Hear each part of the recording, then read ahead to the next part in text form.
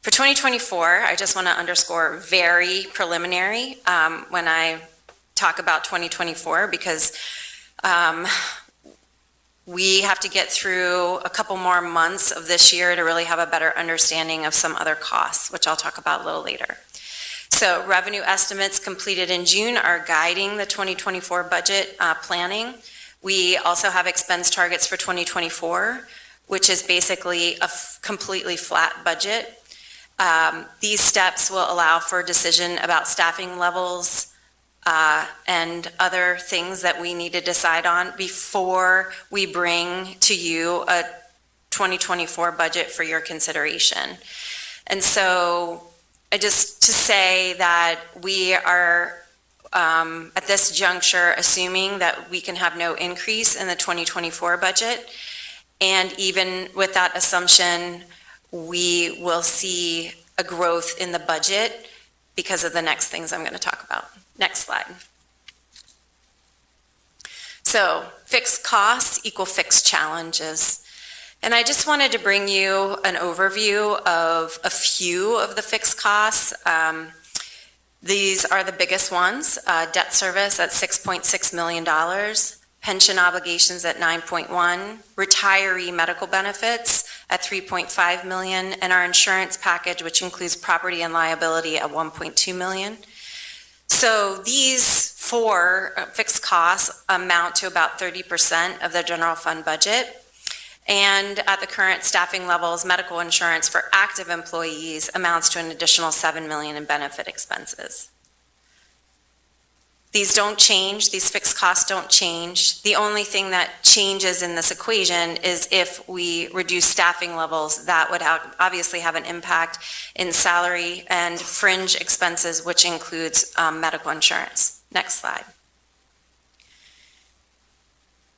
You'll recall that over the years, Council has approved bond financing for various projects.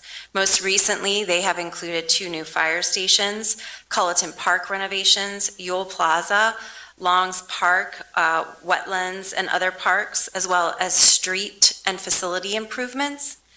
Our general fund debt, debt service payments were $5.6 million. This will increase to $6.6 million in 2024, as you can see on the slide, due to the full impact of the 2022 bond issuance.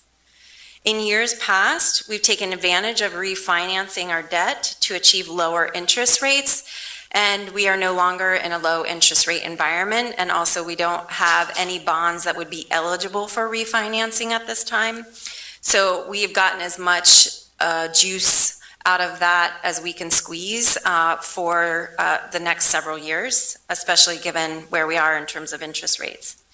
In 2023, the debt service represented 8% of the overall budget, and the 2023 budget, as you can see, also included a $2 million increase in debt service versus 2022.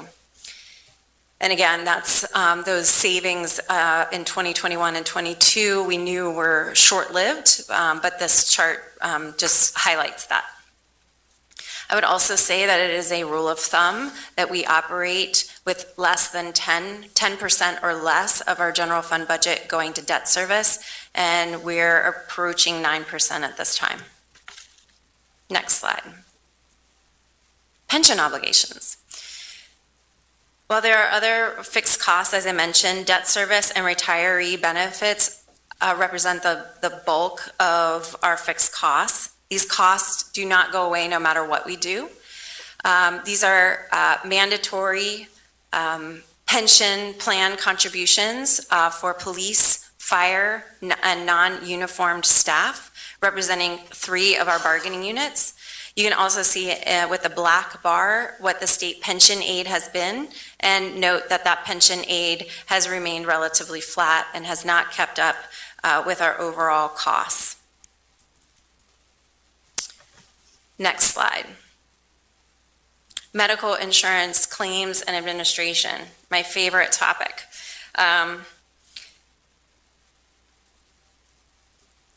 It is very likely that in 2023, we will not see a 0.2% increase in medical costs. That was a projection before some very large medical claims became apparent.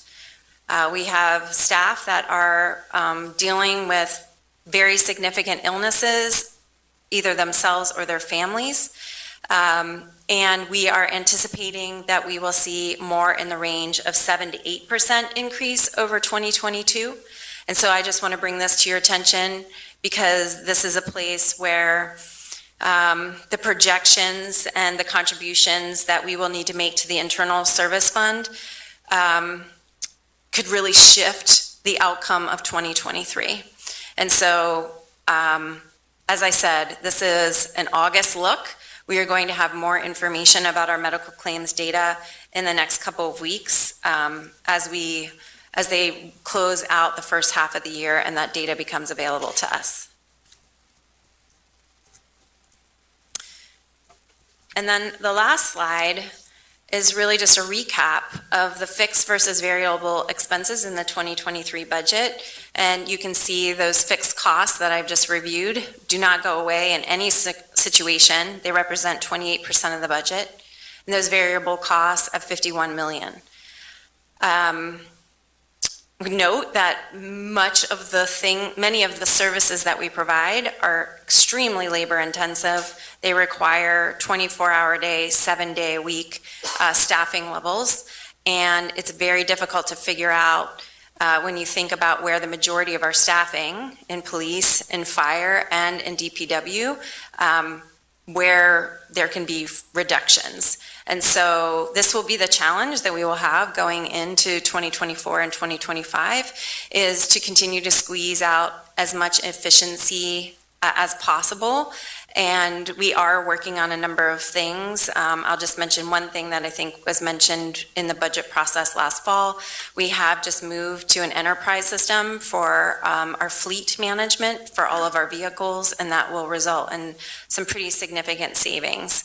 And so we just have to keep doing that consistently throughout the organization, looking at all of the ways that we can save money. Another example is we've just signed a new contract for how we do printing in the city. So copying machines are actually quite expensive, especially when a lot of people have them on their desks and they require individual toner and all of that. And so we have brought all of that under one contract instead of having disparate contracts throughout the city. So again, economies of scale, squeezing out efficiencies wherever we can. Those are two small examples. They're not like even 1% of our budget, but it just reflects that we're leaving no stone unturned at this point. And with that, I would just say that, actually there might be, there's one more slide, I was wrong. Just say that, and as is the case in every year, fixed costs remain a significant challenge to creating a budget that provides for services and is also affordable. We have every department that's been tasked with finding expense savings, and the budget that will come to City Council in November will really represent 9 months of work to balance all of the conflicting needs that we have in terms of our long-term fiscal health, taxpayer affordability, and maintaining services for the city. The next step for our team, we've completed the first draft, we call it level 1. That has been completed internally. Level 2 will be completed in September. That's when we start digging into even more of the details of the budget. Every department is required to submit their budgets, their second draft of budgets essentially by September. That will give us adequate time to really line up our revenue projections and our expenses and figure out where the gaps are, and to eventually come before you with a balanced budget and a plan for how we're going to address those budget gaps. That concludes my report to council. I appreciate the opportunity to brief you on the work that is happening right now, and look forward to continuing this conversation in the months ahead. Thank you. Thank you very much, Mayor Sirachi. We appreciate this preview. As you mentioned, we've never had a budget conversation in August, and I think it's important that we begin hearing about this now and setting the stage for what's to come, because it is incredibly important. So thank you, and we look forward to hearing more as we get closer to November.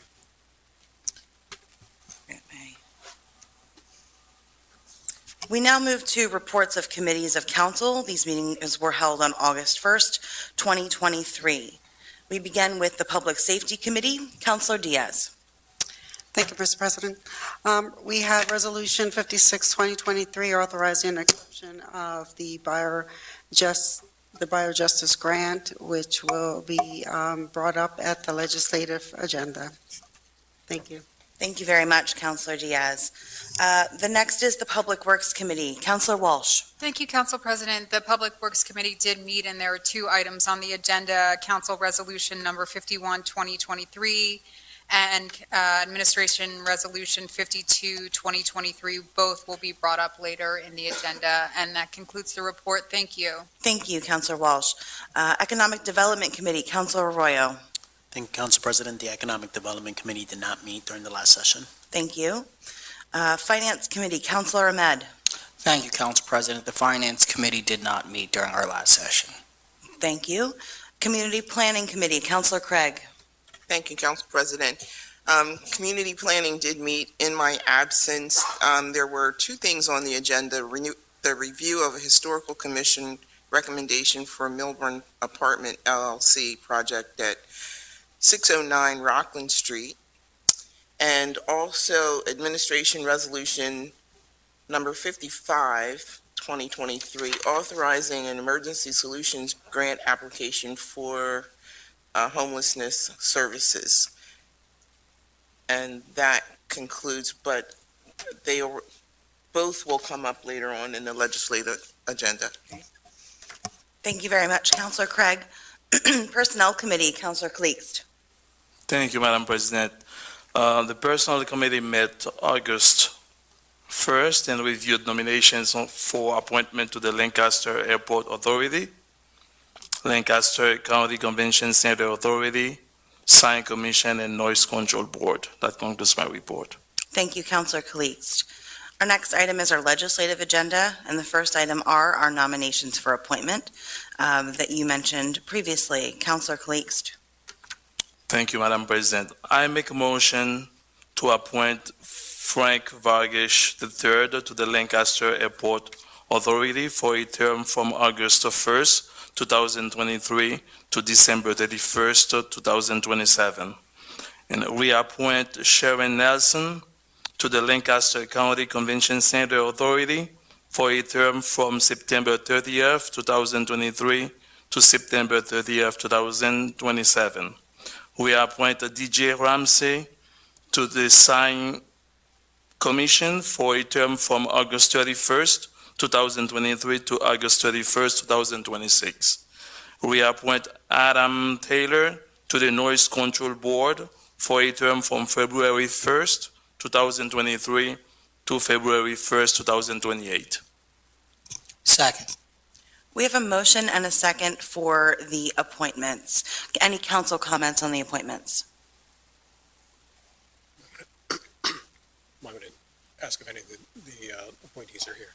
Yes, and Councilor Kleekst, if you have anything for the appointees. I think several of them are here in case. For now, I don't have any comment about the appointees. And I think Mr. Frank Vargas III, I don't know if he's here today with us. Yes. Would you please come forward?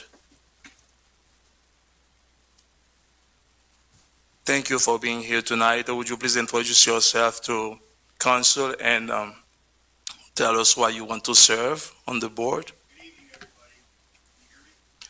If there's a button on that microphone, this is the red light turn on. Does that work? There we go. There we go. My name's Frank Vargas. I'm an attorney for about 39 years now, practicing in the city with the law firm of Blakinger Thomas. I've been in the city for 39 years practicing. I've had a successful career thanks to the community. My area of practice is I am head of the real estate department in our law firm, and I have spent considerable amount of my time practicing, representing developers, doing development projects in the form of financing, leasing, the entitlement process, et cetera. And I was contacted by Dick Stauffer on the Airport Authority, and he's looking to retire. And as you know, he is one of the principal founding members of RGS Associates, and he was on the authority because of his knowledge of land development, zoning, and the entitlement process. And it was surprising to me. I met with the employment committee and then also with the entire board of the authority to talk about it. And I was surprised to learn that other than what we would normally think of, the Airport Authority is dealing with airplanes, they're doing a lot with real estate because they have significant real estate holdings. And luckily, the founding members of our community were forward-thinking and purchased a lot of real estate. And for those of you that don't know, the Penn Cinema Mixed Restaurant, that's actually on restaurant property. There are significant other undeveloped portions of the real estate that are available for the authority to generate income to make it into a more first-class facility. And that's why I was asked to be on the authority. And I was welcomed the opportunity because I firmly believe one of the things you have to do if you are a successful person in this community is give back to that community. And one of the ways I can give back is through applying the things that I've learned and the knowledge I've gained through the course of my career to help that authority advance its objectives. So I thank you for the opportunity. I'm more than happy to answer any questions you might have. Thank you. Thank you. And what would you like to accomplish during your term? I would like to accomplish, first of all, I want a complete, full working understanding of everything that the authority is doing and has done. I thought it was very interesting, the meeting that I attended.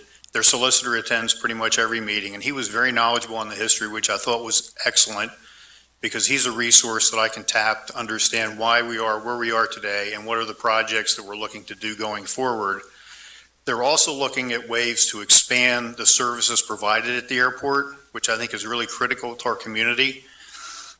I think it's important that Lancaster be really a leading force when it comes to airport transportation for the people in our community and surrounding us. We should have them coming out of Lancaster instead of Harrisburg or other airports. And how do we do that? And I need to have a better understanding of what's being done and what can be done to get people out to the airport so they take advantage of those opportunities to travel and make it accessible to everybody in the community. I think that's critical. Thank you. Thank You're you. Any other questions or comments from Mr. Vargas? From council? From the public? I'm Thank happy you. to give you my card. I think you have all my information. I would welcome any one of you who would like to sit down and talk, grab a cup of coffee, give me a phone call, shoot me an email. I'm here to talk. I want to listen to what people have to say. I firmly believe this can be a really great authority. Thank you. Thank you for your willingness to serve, sir. Thank you, Madam President. Thank you, Councilor Cleeks, for giving Mr. Vargas an opportunity since he was unable to attend our last meeting. Yes. We have a motion and a second on the nominations. I'll check again. Are there any council comments on the nominations? From the public? Hearing none. Mr. Harris? Mr. Mann. Aye. Mr. Arroyo. Aye. Mr. Cleese. Aye. Ms. Gregg. Aye. Ms. Diaz. Aye. Ms. Walsh. Aye. President Baker. Aye. Our next item is the legislative budget transfers. Councilor Ahmed. Thank you, Madam President. Madam President, as you're aware, the city is self-insured for workers' compensation costs. Every year, funds to pay workers' compensation claims are included in the individual department's budgets, but those claims are paid from the administrative services budget. So each quarter, we shift money from the departments where those injured workers have made claims to the administrative services budget to cover the costs. For the second quarter of the year, workers' comp claims were made by city police officers and firefighters. A total of $27,370.44 is being moved from those department budgets to administrative services. Because this money is being moved between departments, this requires city council approval. So I make a motion to approve the second quarter workers' compensation transfers totaling $27,370.44 as proposed. Second. We have a motion and a second on the budget transfers. Any council comment on those transfers? From the public? Hearing none. Mr. Harris? Mr. Ahmed. Aye. Mr. Roya. Aye. Mr. Cleese. Aye. Ms. Craig. Aye. Ms. Diaz. Aye. Ms. Walsh. Aye. President Baker. Aye. Our next item is the Heritage Conservation District. We have two related items. Mr. Harris? Considering the following applications and recommendations from the Historical Commission for improvements to properties within the Heritage Conservation District, Milburn Apartments LLC, Chestnut Street Housing Corporation, owners of 609 Rockland Street, proposed demolition of a fire-damaged modern building to allow new construction on this site. And the second is Milburn Apartments LLC, Chestnut Street Housing Corporation, owners of 609 Rockland Street, proposed construction of a new two-story multifamily residential building at 609 Rockland Street. And both of those applications were recommended for approval by the Historical Commission. Motion to approve. Second. We have a motion and a second to approve on both of those items. Are there any council, Councilor Craig. Thank you, Skipping Council. that tonight. Thank you, Council President. So in my absence, Rick Waller of Envision Architects, the project architect, said that Chestnut Street Housing purchased 607 and 609 Rockland Street. He said that the properties were severely damaged by fire in 2020. Plans call for extensive renovation of 607 Rockland Street while maintaining the historic facade and demolishing and rebuilding 609 Rockland on the same footprint.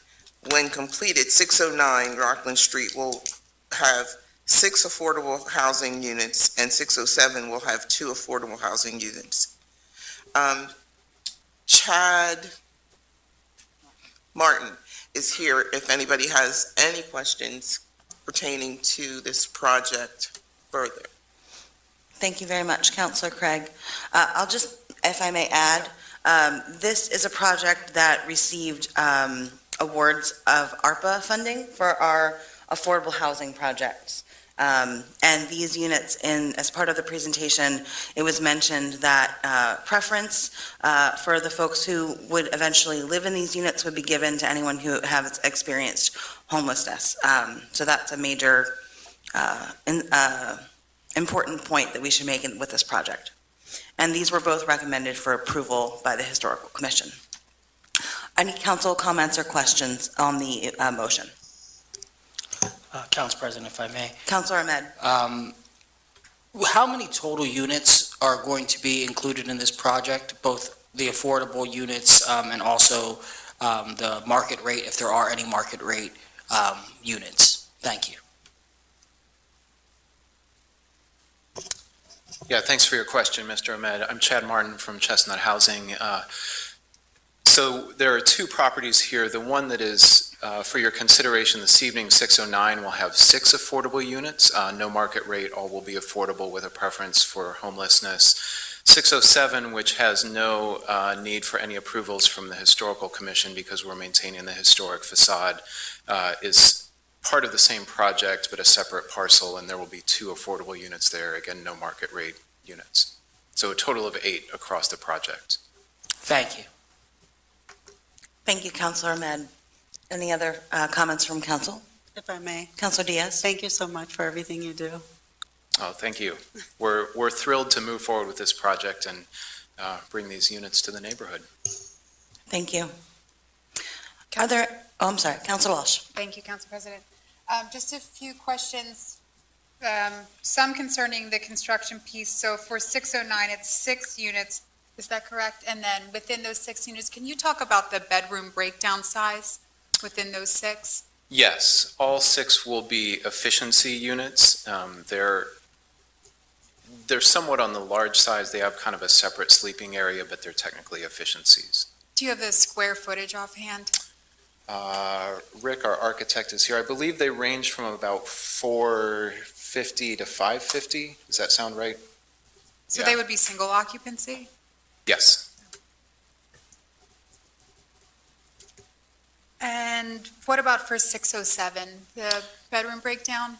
Those are intended to both, the current plan is two-bedroom units there. Thank you. And then just a question about the programmatic side. So once we have these built and these units are online, can you talk about your income qualification process or your preference giving process? What will that look like for residents who are seeking? Yeah, that's a great question. So this project for us is a bit of a pivot project to grow our capacity as a program. So there are some things we will be doing somewhat differently. Our track record, though, over the last 10, 11 years that we have been doing this work, providing affordable housing, we're a small organization and we work on a lean budget. So one of the ways we do that is working closely with partner agencies who bring resident referrals to us for our housing and then also provide case management support. So we work closely with a number of agencies that you all will be familiar with, Tenfold, CAP, Milagro House, some others in the community. For this project, in order to meet both the ARPA and we received a home loan approval from the city and county for this project as well. So to fit within that compliance, we'll have to formalize some of our income qualification process that will look much like other affordable housing agencies in the community, where we'll have a more open application process, but we'll continue to work with those agencies in how we kind of screen and support residents. I will say, there's not only a preference for serving families and individuals who've experienced homelessness, but we expect here we've committed all of these units will be for households below 50% of median income. So those, that doesn't quite hit the technical label of very low income, but we're certainly working to provide housing with folks who really struggle to make ends meet in their household budgets. And then with this project being the first time you're doing any sort of standardized income qualification, do you feel supported? I know ARPA can be, and a lot of the federal grants could be a little bit difficult to maneuver. So do you feel like you have support within the community, whether that's through the city's agency or anything, to be able to build out that qualification? Yeah, that's a great question as well, and appreciate that. Both city and county staff have been very supportive, and we're kind of working through that process. We do currently work with Tenfold on some of our current income qualification and review process, so I'm sure we'll work closely with partners like Tenfold as we build that capacity. Great. And then just to be clear, there's no other residency requirement other than income qualification. This is open to anybody within the community who meets those? Yeah. Okay, wonderful. I think that's all the questions I have. Thank you so much. Yeah, absolutely. Thank you, Councilor Walsh. Are there any comments on the approvals from the public? Hearing none, Mr. Harris. Mr. Ahmed? Aye. Mr. Arroyo? Aye. Mr. Cleese? Aye. Ms. Gregg? Aye. Ms. Diaz? Aye. Ms. Walsh? Aye. And President Baker? Aye. Thank you. Thank you all. Our next item, resolutions. We have resolution number 51, 2023. Mr. Harris.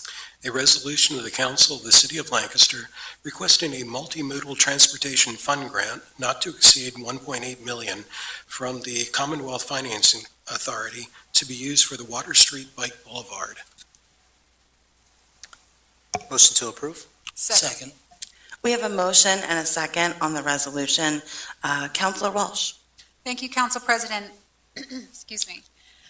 This grant is in the amount of 1.8, and I believe this would help with the portfolio of funding for the Water Street. I have it right in front of me, and now I can't find it.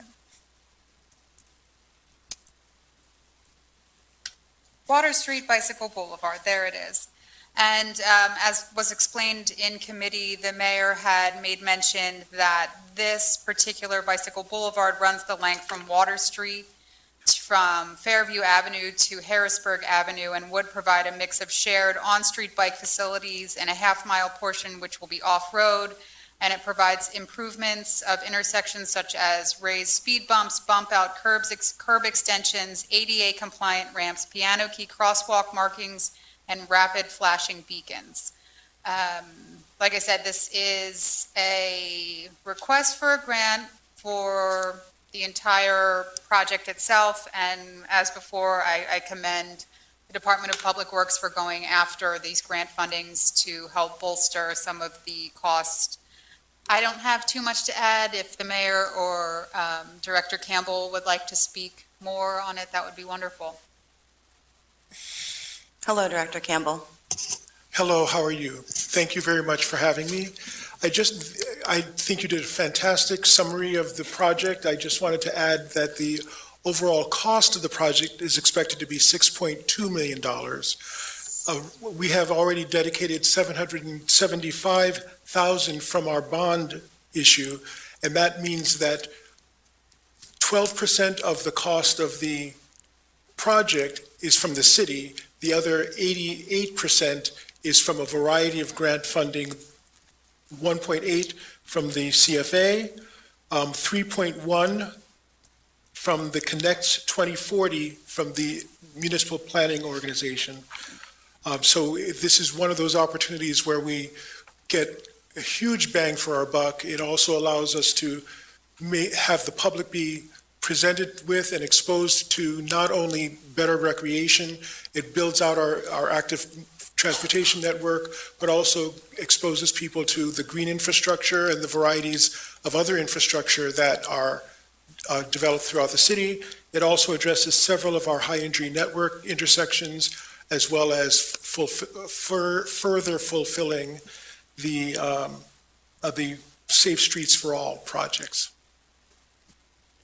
Thank you very much, Director Campbell. I think there was an outstanding question from the previous meeting. We were looking at when this might be implemented or when construction might begin. We do expect construction to begin in 2025. So there's a lot that's currently under design. We've been basically moving different segments throughout the city and having a lot of community meetings and organizational meetings. But the design has progressed far enough so that we'll be able to have full design documents ready in early 2024, be able to do the bidding, et cetera, and have construction start in 2025. Thank you very much. Are there any other questions or comments from council? Council President, I just wanted to, again, take into consideration with having the green infrastructure and public art considerations in this project. Thank you for doing so. I think it's really important to keep consistent with some of the other priorities that we have. It's really nice to see that included. Thank you very much. Thank you. Comments from the public? Hearing none, Mr. Harris. Mr. Mann. Aye. Mr. Royo. Aye. Mr. Cleese. Aye. Ms. Craig. Aye. Ms. Diaz. Ms. Walsh. Aye. And President Baker. Aye. We now move to resolution number 52, 2023. Mr. Harris. A resolution of the Council of the City of Lancaster requesting a Keystone Communities grant of as much as $500,000 from the Commonwealth of Pennsylvania Department of Community and Economic Development for streetscape and safety improvements. Motion to approve? Second. We have a motion and a second. Councilor Walsh. Thank you, Council President. This is another grant application in the amount of $500,000 from DCED, and this one is specifically for the, here we go again, for the South Duke Street pedestrian safety improvements, and during committee, the mayor did provide a summation of it. I do, if Director Campbell, if there's anything that you would like to add, but during committee, we did discuss some of the,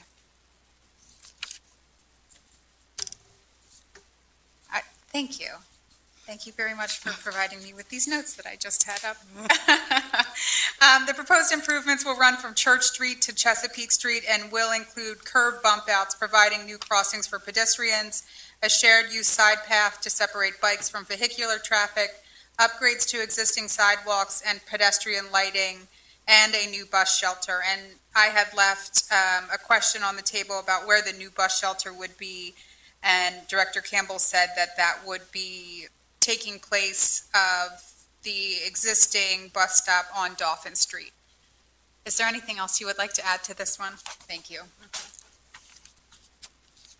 Yes, again, thank you for the opportunity to give a little bit more information. This is augmenting financing for the further development of that stretch of South Duke Street. So the overall project there is approximately $3.5 million. This $500,000 is applied from the DCED Keystone Community Grant Program. Approximately $1.2 million is from Commonwealth Finance, multimodal, and then there's $700,000 from the Automated Red Light Enforcement Grant, another $225,000 from our partners in CPED, the CDBG grants, and there's other funding that comes along as well. This, in fact, is a higher level of investment per linear foot, if you will, than the stretch along Water Street. So we are actually fulfilling another commitment towards the integration of the goals of that community outreach. If many in the community remember, there had been a design program several years ago that proposed some alterations to the South Duke Street corridor. That in many ways, some of that was rejected because it did not necessarily engage the community as much as we wanted to. There were as few as 3 or 4 community meetings in that earlier enterprise. For this outfitting, we have as many as 16 community outreach meetings for a variety of community organizations, and we continue to have discussions as necessary so that we're fully incorporating and engaging members and organizations within that community. Thank you very much, Director Campbell, and I appreciate you talking a little bit about the public engagement on this project. It's always nice to hear that if we don't get it right the first time, we can go back and we can try it again and take that feedback and use it. And 16 meetings and counting is very impressive on this project. So thank you for your work on that. Thank you. Are there any other council comments on the resolution? Councilor Craig. Director Campbell, once the grant would be approved, when would the project start? Very good. I always forget to be able to update that part. This project, we actually anticipate construction starting sometime in 2024. So sometime next year, we would actually have construction underway. And what would be the length from start to completion estimating? I would imagine, I honestly do not know for sure. That will in large part depend on how the bidding goes and how they choose to do the phasing of the work. I would anticipate anywhere from 8 to 14 months, depending on the level of infrastructure to be addressed. Thank you. Thank you. Further council comments? Council President, if I may. Councilor Ahmed. Thank you, Director Campbell, for the further information. About how far of South Duke will this stretch? The intention is to go from Church Street all the way down to Chesapeake. Okay. And we will be also, for those of you who are familiar, there's a 50-foot wide city zone on the northeast side of Duke Street, which becomes part of the bikeway, the active transportation way, opportunities for park-like sitting, engagement with entities for artwork, et cetera, so that becomes a bit more programmed space. Thank you. Thank you. Anything else from council? Councilor Diaz? One question only. In regards to the budget, will you have any type of security cameras that's going to be considered to be installed? Because that area can get very dark and there's a lot of crime. So there will actually be some upgrade in lighting incorporated into this project. Generally speaking, security cameras, we operate differently. We work with the Security Coalition, and there are a number of cameras there, but I believe the intention, based on much of the input from the community, is for there to be some increased camera visibility. This, in large part, connects to our larger citywide efforts to to make sure that we have as much security camera coverage as practical without being intrusive. Thank you. Thank you. Any comments on the resolution from the public? Hearing none, Mr. Harris. Mr. Ahmed. Aye. Mr. Arroyo. Aye. Mr. Cleese. Aye. Ms. Craig. Aye. Ms. Diaz. Aye. Ms. Walsh. Aye. And President Beke. Aye. Next item is resolution number 53, 2023. Mr. Harris. A resolution of the Council of the City of Lancaster authorizing the filing of a Department of Community and Economic Development's Strategic Management Planning Program grant application for $126,500. Motion to approve. Second. We have a motion and a second. This resolution authorizes a grant application to DCED for our Home Rule Study Commission. They fund projects such as this, and we've received grants of this nature back in 2019 and 2022 for other planning. The Home Rule Study Commission, I believe, is still in the process of adopting a budget, although I'm not sure if they completed that at their last meeting. But this application allows for city officials to submit the application and for us to hold matching funds for amount up to $126,500. Mayor Sirachi, is all of that correct? Is that the most up-to-date information? Yes, it is. Thank And you. there is opportunity to amend the budget as needed, but this gets the application submitted, and those costs include legal assistance, the professional services from the Pennsylvania Economy League, support for city clerk, technology needs, advertising needs, things like that. Great. Thank you very much. Are there any council comments on the resolution? Comments from the public? Hearing none, Mr. Harris. Mr. Ahmed. Aye. Mr. Arroyo. Aye. Mr. Cleese. Aye. Ms. Craig. Aye. Ms. Diaz. Aye. Ms. Walsh. Aye. President Beke. Aye. Our next item is Administration Resolution Number 54, 2023. Mr. Harris. A resolution of the Council of the City of Lancaster approving the raising of the Puerto Rican flag on November 13, 2023, in recognition of Puerto Rican Heritage Month and to acknowledge the contributions of Puerto Ricans to all aspects of life in the City of Lancaster. Motion to approve. Second. We have a motion and a second. This is a flag-raising resolution that hopefully we are now familiar with. They have applied to do the flag raising in November with a date of November 13th and a rain date of November 14th if necessary. This is in accordance with our ordinance that we passed last year that organizations need to apply at least 120 days in advance to fly a flag at City Hall. Are there any other council comments on this resolution? Comments from the public? Hearing none, Mr. Harris. Mr. Ahmed. There's a question. Oh, I'm so sorry. Come on up.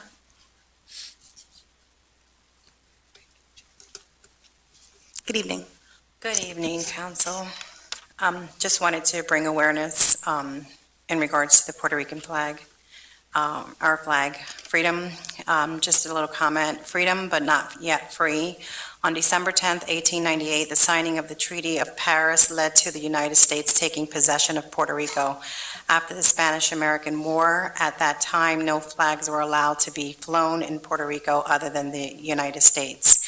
The spirit of Puerto Rican independence took another hit when the Puerto Rico legislature passed Law 53, the Gag Law, which made it illegal to fly a Puerto Rican flag, sing patriotic songs, or do anything that encouraged Puerto Rican independence. In 1957, the Gag Law was repealed, and the flag of Puerto Rico was proudly flown. Today's flag has 5 alternating stripes of red and white, and with a white star in the middle of a blue triangle. The blue triangle represents the 3 branches of Puerto Rico's government, as well as the waters surrounding the island. which is represented by the white star. The red stripe symbolizes the blood sacrifice during the fight for independence, and it's a reminder of the people who fought for Puerto Rico. Finally, the white stripe stands for victory, liberty, and peace. And I just wanted to share that to recognize the Puerto Rican flag, what it entails, and what we represent. Thank you for giving us that. Thank you. And we're going to do it backwards, but Ms. Gomez, if you could state your name and block of residence for the meeting minutes. Susie Gomez, 115 North Reservoir Street. Thank you very much. Appreciate it. Any other comments from the public on the resolution? Hearing none. Mr. Harris. Mr. Med? Aye. Mr. Roya? Aye. Mr. Cleese? Aye. Ms. Craig? Aye. Ms. Diaz? Aye. Ms. Walsh? Aye. And President Baker. Aye. Our next item, resolution number 55, 2023. Mr. Harris. A resolution of the Council of the City of Lancaster authorizing the filing of a proposal for ESG funds from the Department of Community and Economic Development, Commonwealth of Pennsylvania, in an amount not to exceed $750,000. Motion to approve. Second. We have a motion and a second. Counselor Craig. Thank you, Council President. Ms. Dia, City Community Development Administrator, said the resolution is required when, a resolution is required when the city makes an application for ESG funding. In pursuing these funds, the city is collaborating with the Lancaster County Housing and Redevelopment Authority and the Lancaster County Homelessness Coalition. The city was not a recipient of emergency shelter grant entitlement funds for the last 2 years, but seeking funding along with the county and coalition to address gaps in homelessness services. If grant funds are received, they would be directed to 9 organizations which provide homelessness services in the area of homelessness prevention, emergency shelter, and street outreach. The city is requesting $750,000 in this grant application. The city cannot receive more than 60% of the funding for those efforts.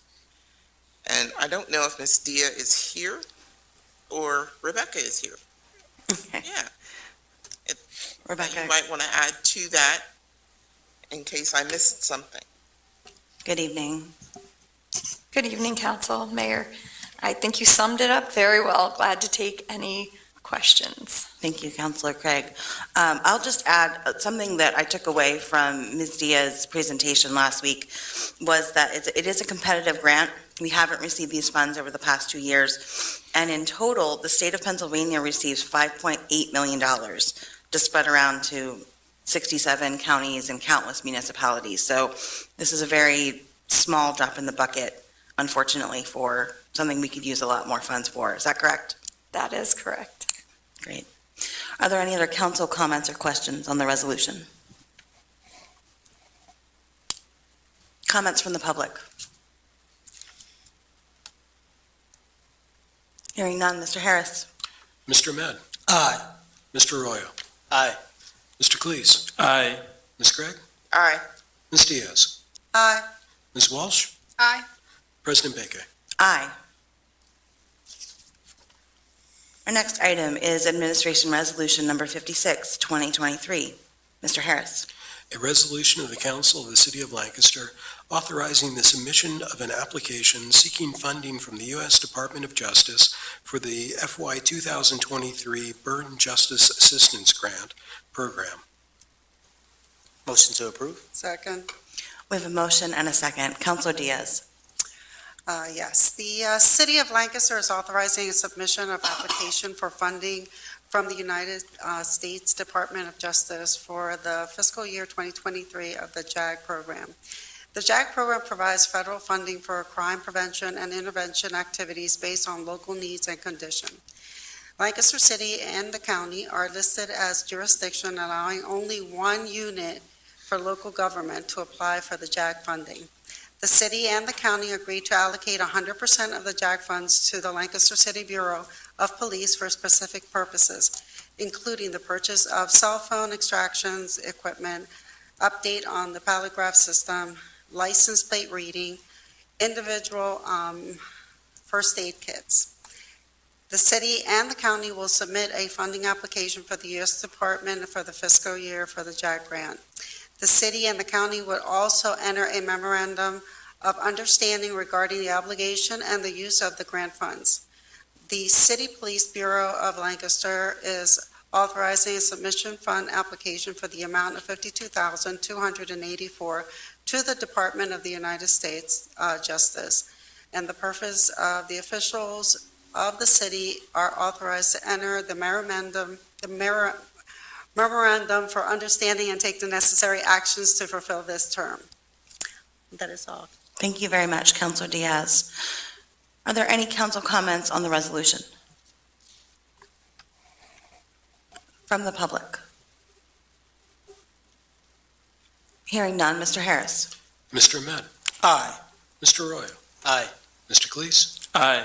Ms. Gregg. Aye. Ms. Diaz. Aye. Ms. Walsh. Aye. And President Bacon. Aye. All right, our next item, Resolution Number 57, 2023. Mr. Harris. A resolution of the Council of the City of Lancaster authorizing the execution of a broadband partnership agreement with Shenandoah Telecommunications, Shentel, to design, build, operate, and maintain a fiber-to-the-premises network in the City of Lancaster. Motion to approve? Second. We have a motion and a second. We heard a presentation on this agreement from City Solicitor Barry Handwerker at our committee meeting, and council has been provided with a copy of the partnership agreement in question. A couple of high points that were of note. The agreement states that Shentel will maintain but not own the existing fiber network. The construction of the new fiber network is at no cost to the city. Shentel will bear all costs and responsibility in building their network. It will be completed within 3 years. They are to provide a construction plan and timeline and communications plan and developed with the city and produce, make a procedure to collect complaints and resolve them within 10 business days, give quarterly construction reports to the city, produce language access for their calls and marketing materials that are similar to what the City of Lancaster offers for residents, and also that they would offer $30 a month service for low-income users that would be a net zero cost to them with federal assistance that is provided. Mr. Handwerker, if there's anything else that you'd like to state outside of that very high-level overview of the agreement, I would welcome you. Good evening, and thank you for being here. Good evening, and thank you for having me. No, it's with great honor and excitement that I presented this resolution to you at the committee meeting. This has been a long and arduous process for me, dating back to 2014 and most recently from 2018. I think you've summarized the agreement very well. I think it's a great opportunity for the city and more importantly, for all of the city residents who will have something that very few cities have, which is 100% coverage of fiber to the premises. Thank you very much. Council comments or questions? Councilor Diaz. Thank you, Mr. President. I have a question. So Shentel and also Glow Fiber are combined, right? There are two entities they're not. They're the same. They're So the same. Glow Fiber is the trade under which Shentel operates for the production of its fiber. Thank you for clarification. Thank you. Any further council comments? Council President, if I may. Councilor Walsh. I have to laugh because this resolution or any information regarding Shentel, regarding any presentation they have given or anything, always comes at the end of the meeting. And I don't think it is often given the attention that it needs, but I think this is a really tremendous opportunity for the residents in Lancaster City to have this access that so few have across the state and even across the nation. So I applaud all of the work that went into this, and I think this is a really big step forward for internet access to all of our residents. So thank you. Thank you. Any other council comments from the public?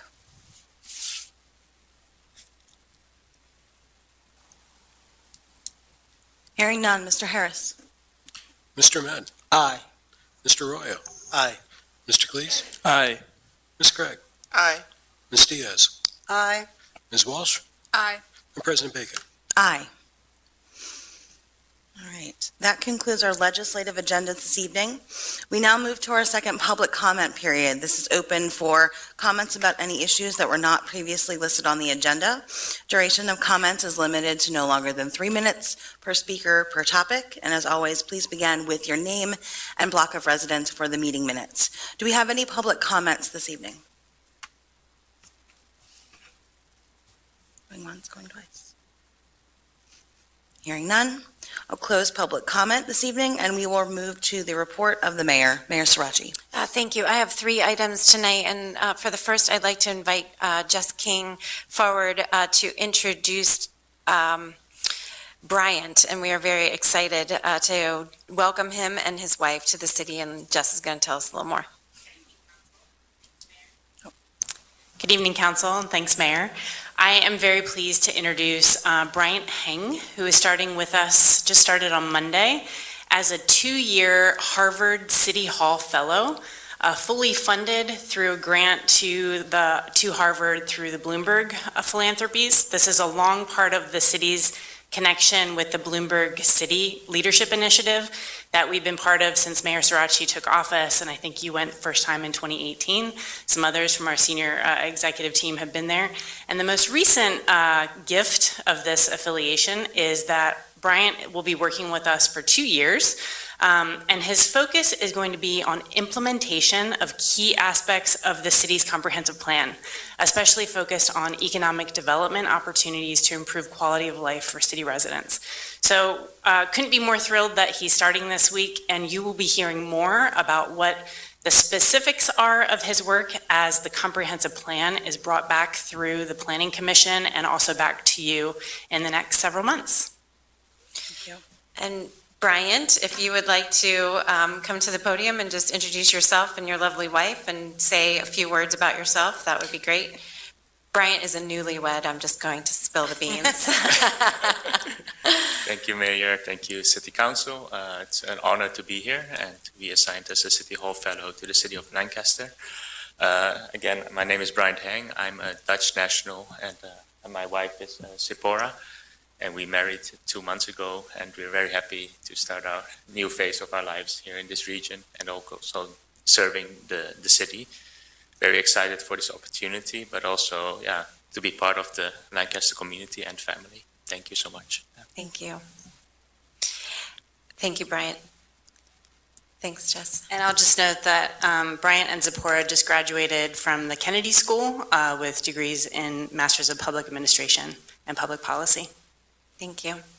And while we're introducing people, I also was remiss earlier to not introduce David. And David is our new Chief Data and Technology Officer. David, would you mind coming to the podium and just giving a quick introduction? We're very excited to welcome David as well to the city. Thank you, Council. Thank you, Mayor. Yes, my name is David Kapach. I'm the new Chief Data and Technology Officer. Just started 2 weeks ago. We're working on currently building out the IT team and also in tangent building out the new data team that will be hosted here at City Hall. I have been here for a little under 2 years now and looking forward to working with you all on all the projects that we're working on right now, CityWorks, CityView, all those, for example, and hopefully deliver you a lot of good information, a lot of good intelligence for the work that you do here and everyone here at City Hall.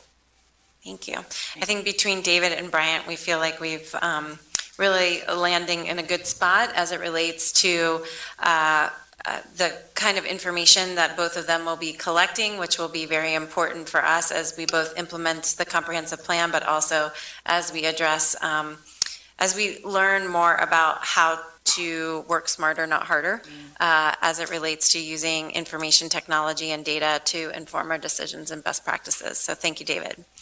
And my final item on the agenda tonight is bittersweet, and it is Jess King's last city council meeting. She will be with us through Friday, August the 25th, and then will begin her new role as the inaugural executive director of the Steinman Institute for Civic Engagement. And we could not be more proud of you and this opportunity for you to launch a new organization that is dedicated to the foundation of our government, which is democracy and civic engagement.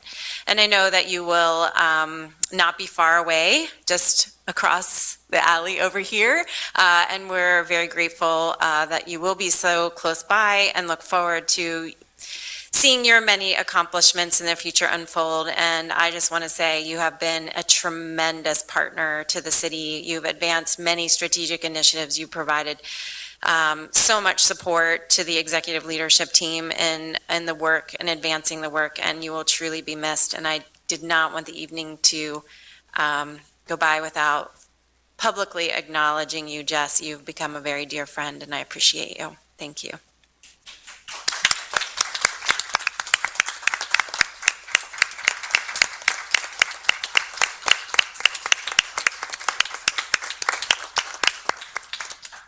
That concludes my report, Council President. Thank you very much. Thank you, Mayor Sirachi.